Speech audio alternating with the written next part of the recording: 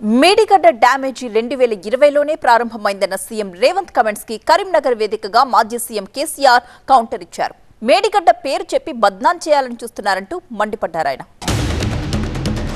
2023 నాడు ఇది మొత్తం లేచిపోయి మొత్తం కుంగిపోయింది. అంటే ప్రభుత్వము ఇన్ని రోజులు 20లో మొదలైన డ్యామేజ్ 19లో కంప్లీట్ అయింది.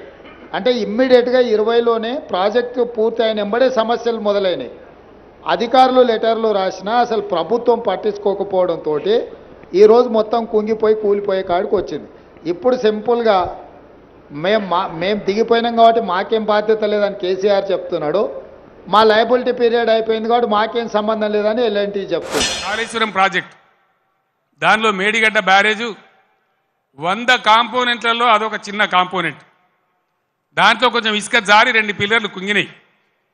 అదేందో ప్రళయం బద్దలైనట్టు దేశమే కొట్టుకపోయినట్టు నేను 2-3 రోజుల తర్వాత టీవీలో కూర్చుంటున్నా. ప్రతి ఇంటికి చేరుకొని చెప్తా కాళేశ్వరం సంగతి ఏందో, ఎందుకు గట్టినమో.